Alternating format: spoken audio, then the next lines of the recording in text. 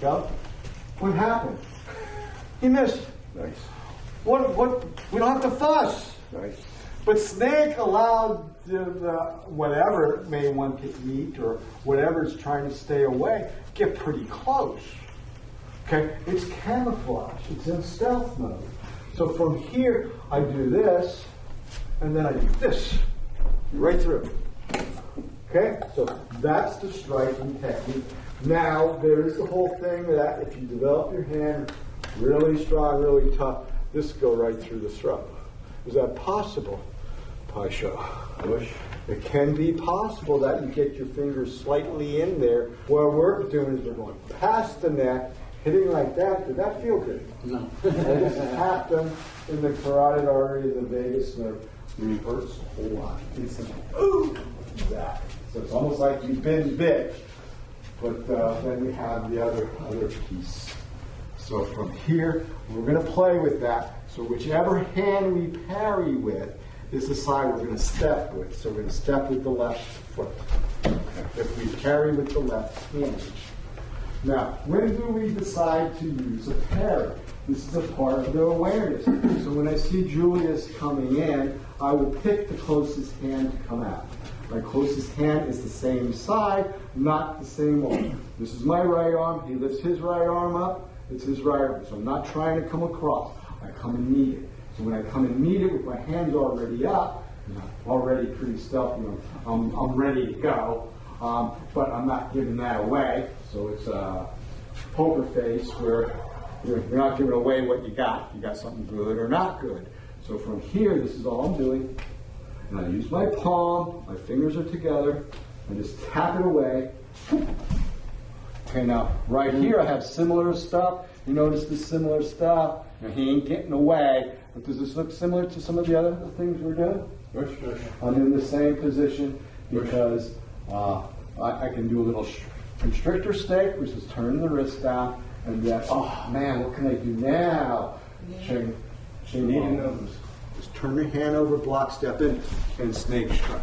Snake strike. You make your hand look like a snake. Snake's head, and just straight through, catching just a little bit of the neck, and letting your hand go through to the other side. So the other side would be like this, Bill. I did this. See my hand look in the mirror, see how on the other side. So now I have here. And what I always like doing when you pair up is I like containing this arm and holding onto the shoulder. If they try to do something and punch and hit with the other hand, I have this to shorten their punch and make it not work. Little block, because that's all it is. You don't have to do any more than that if your hands are right out there. And the snake strike. Go. Ready. Go. Ready. And go. Okay, just here over top. The left hand, or the hand that's up and did the parry, should be down underneath. Okay, what's always nice to have is this type of positioning. One forward guard, one low rear guard. Okay, so it bit you. Okay, so I heard other numbers of 1/100th of a snake, of a 1/100th of a second that snake can bite. So that's like unbelievably fast. I question that, but I'm not going to test it out. Go! Sit! Ready? Go! Sit! Ready? Go! Sit! Ready? Go! Sit! Ready? Ain't faster, go faster. The snake's already made its decision. Go! Sit! And go! Sit! Okay, so now we got the other side, so it's right side blocking, so the hands are up, right side turns over. Step with right foot so you can strike with left snake strike. You're doing a reverse strike, so this could be very devastating going into somebody's neck. How do you create an advantage from the attacker? You can't cheat. It's a good, you learn how to cheat. Very good answer, Pai Shen. It is totally correct. So if I want him to more or less maybe approach me more with his left hand, I will go to his left side. So when he reaches it at me with his left hand, now I have the strike coming out. Okay, so if I want more approach from his right side, I can go more to his right side to favor this. Okay, so he may lift his hand up, and that approach may start his left hand punching at me. But if, once again, if I go here, if I'm a little aggressive right here, I still get his right side. Okay, so you pick the side that you want to be on when he approaches you. Okay, or it's a full frontal attack.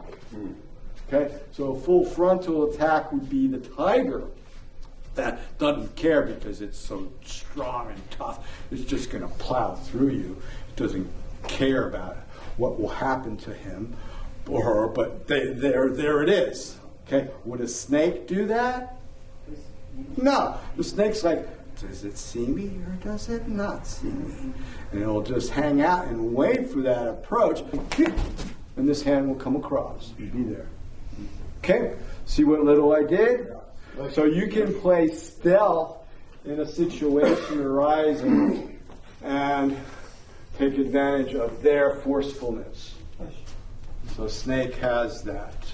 Some animals wait in ambush, more like a snake would, and some animals are more aggressive, like the tiger would be. Cranes aren't aggressive unless they're really threatened by their life, their mate, their territory, or their offspring.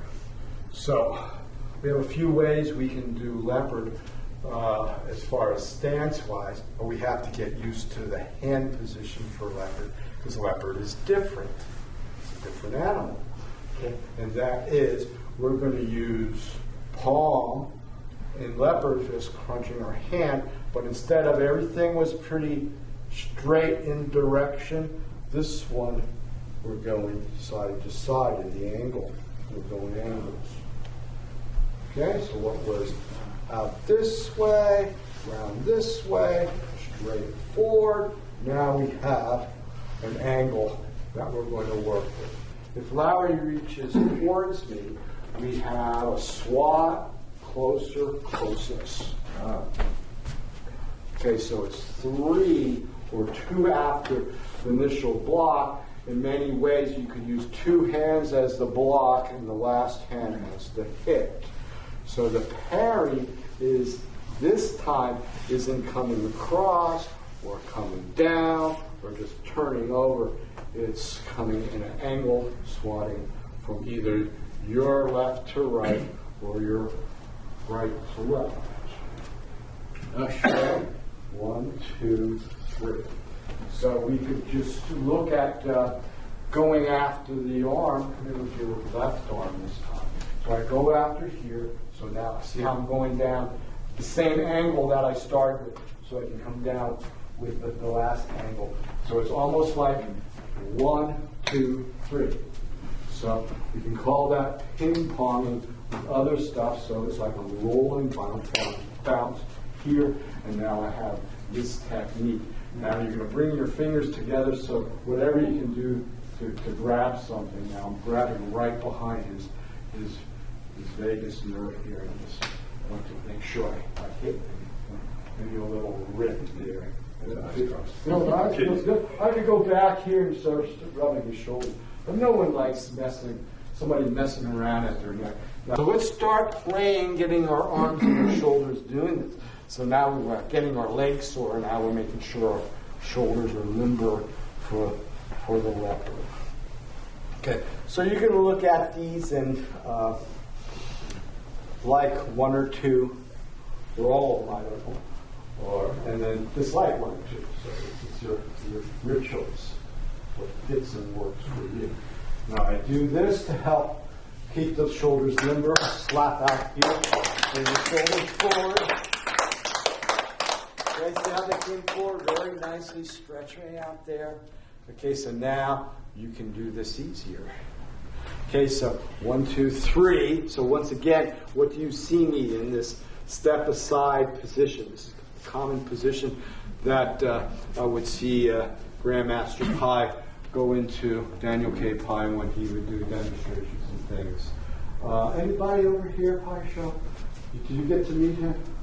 Okay, so I'm the only one here that got to train with him and do classes with him. So I had like 36 experiences before he passed away in '93. I started in '77, so it was like 15 years of experience, and he was around. He was in this building, not the remodeled piece, but he was in this building a number of times, half dozen times, teaching events for while my teacher was here, out in the school. So it's pretty cool. You're in his space. Okay. Sometimes I'm here by myself, and who knows what goes on if our teachers come to visit us, but the bell starts ringing. Like, hey, I'm here.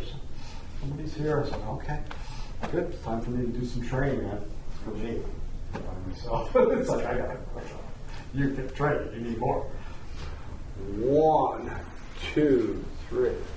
So generally, your hands are probably around more. We're not up in guards. But it'd be nice for them to be in guards. Maybe down here on their sides, just rubbing our belly. Leopards have more of a growly sound than a roaring sound. So it's 1, 2, 3.